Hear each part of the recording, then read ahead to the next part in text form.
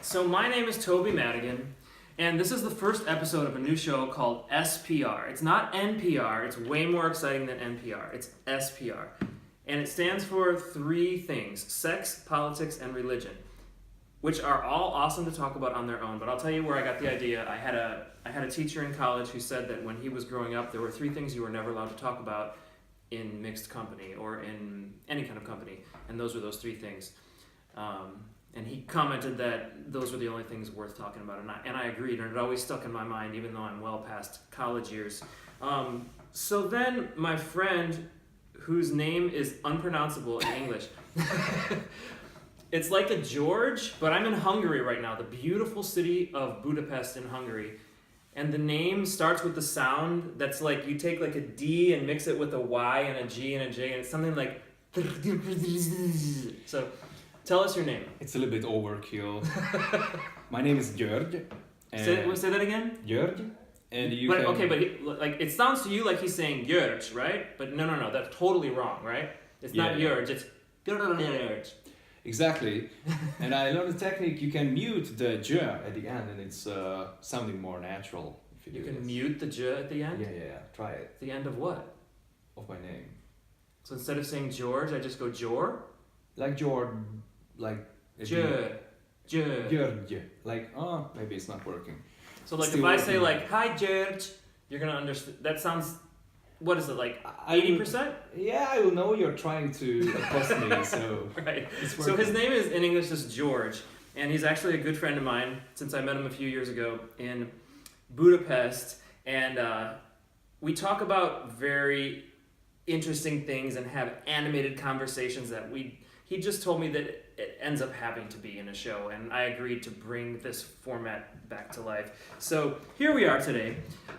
He's been gracious enough to be on the show with me, and I'm sure he'll add quite a bit.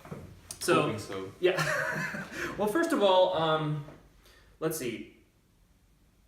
Introduce yourself as far as who you are, where you're from, and tell us something about your country. Yeah, as far as you believe what I'm telling you. right. Toby didn't believe what my lifestyle is. So. Right, because he has a lot of free time. Yeah. But are people interested in your guests' so much details or? No, just say like your name, where you're from, and something about your country, because most people watching this have never even heard of Hungary. Yeah. They think it's like when I tell people I'm going to Budapest, they're like, oh, is that the place with all the Buddha statues? Yeah, or it's like Bucharest in Romania. So... No, they've never heard of that. No, you're giving way too much credit. They think it's in Asia. Okay, it's a nice little country with a lot of questionable politics here. Right. I'm not going... Which we can identify with. Yeah, I'm not going into that, but yeah. I'm sure you heard about it. Yeah. We have a famous migrant politic, and we have famous and beautiful women, food, so it sounds like every other hot city you can visit, but it has some special stuff but you have visit the city to see that, so it's beautiful. You have to visit it, definitely. Budapest is one of my favorite cities. I've been here many times, and it's actually, he's underrating it a little bit. It's actually better than probably most cities you'd visit because of its geographical position, because of the preservation of the architecture, because of the uniqueness and things like that. So maybe in one of my videos in the future I'll upload some pictures and videos or do something outside, because that would be cool too.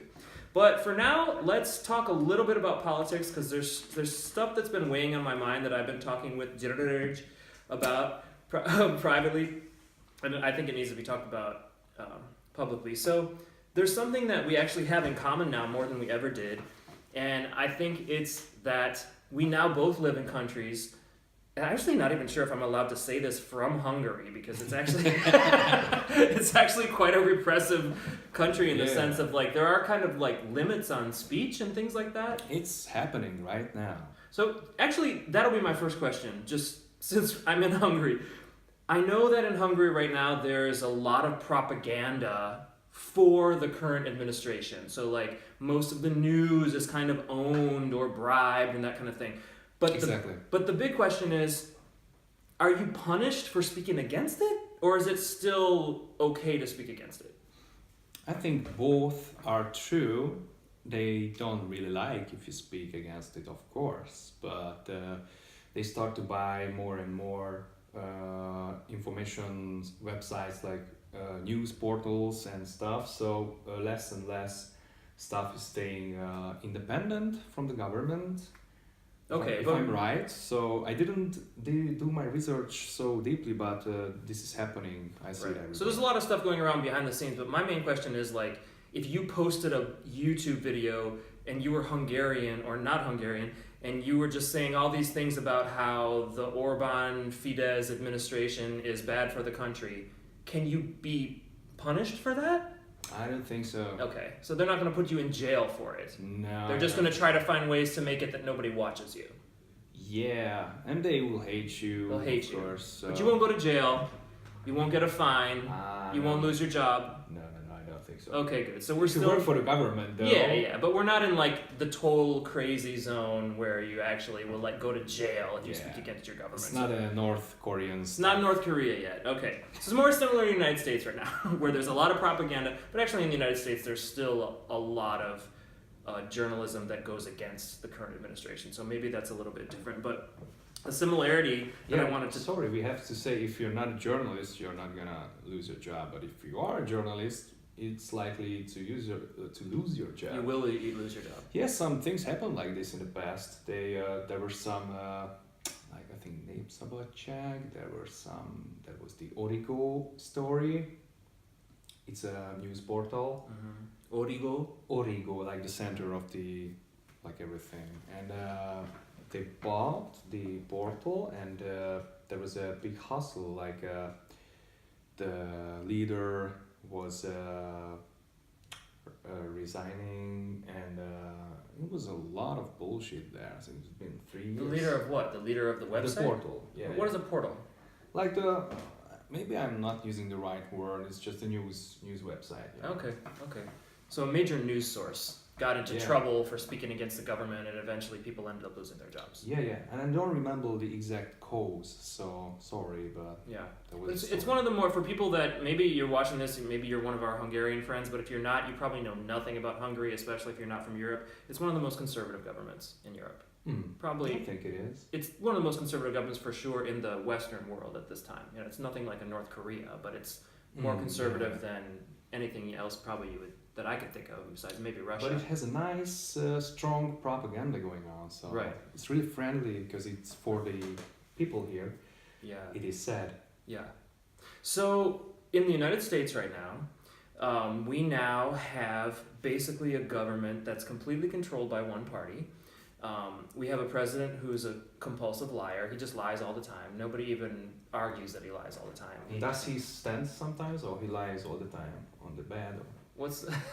Sorry, cheap jokes. He's good with words.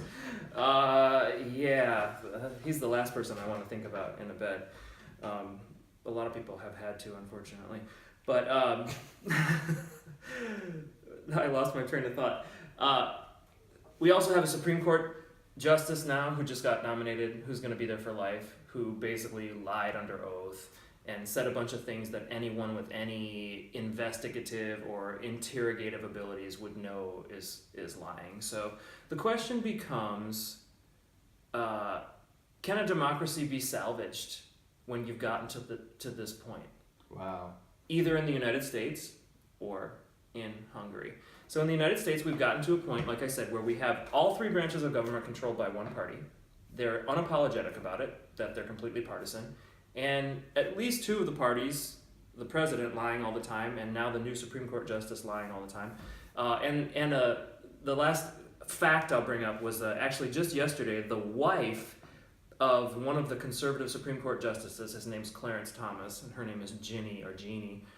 She posted on her Twitter, "Thank God for Trump," and she repeated a news story that was completely false and bogus, and that now, like 2 days later, everyone, even her, knows is bogus. But that just shows you that the wife of the Supreme Court justice isn't even filtering her news. Lies have become her truth that she repeats. So we're basically at a point where all three branches are controlled by one party that mostly isn't ashamed of pretty much outright lying or saying things that aren't true, and maybe not even correcting it later. And then you're in a somewhat similar position. You're in? Yeah. Sorry. Can you come back from that? Good question. I'm hoping this question. At what point is the point of no return? That's Wow. my question. What's the point of no return? I'm not able to answer Because that. I would have said earlier that once you get to the point where lies become truth, it's in such dangerous territory, and that people are believing it in mass. Yeah. You're in such a dangerous territory that I don't even know the solution. How do you convince people that what they're thinking is not true? Wow, it's funny because you get all your knowledge from the internet nowadays, and or if you read books like old books, maybe you have some hope there. Read a little bit of Tolstoy or something. Yeah, some things are Jung for me maybe, but it's psychological stuff is different. But you must know your sources, I think. Yeah. And if I'm right, Trump's campaign was based on Facebook lies, like the troll stuff, and That was probably had some engineering by Russian bots and Yeah. things like that. yeah, But they say. the problem is that people believed it and voted based on Yeah, it. this is key. Yeah. So how can you? How can you fix that? Yeah. Can you? Actually, my question is, can you? I think you always feel it's too late. Like the future is so dark, and there is always going to be a new generation, in my opinion. So that's what you think. Do you think it's going to get better from here or worse from here? I must think it's gonna be better. You think it's going to be better from today in October 2018? You think Hungary's going to be better next year in October 2018? No, I'm hoping it's gonna be better. I don't know, but there's the other stuff. So you think maybe we're going to be better in 10 years, but we're going to go through like a shit plow for like the next couple of years and then come out of it like, oh, okay. Yeah, I'm working on myself to be better, and the country. I don't know. I'm helping where I can, like with helping people in the street if I see something. It's like our next favorite topic: avoiding conflicts and involving yourself in conflicts, which is really important. I think. How important is air to you? Is what? Yeah, is air. Air? Yeah, in general. Like, can you improve yourself without air? No. Okay. Like, So that's very important. Environmental issues really? that can be really fucked over by the government. So that's something we can get to later. Okay. That's a pretty heavy political topic. So I want to so I want to ask you something that's related to sex, okay?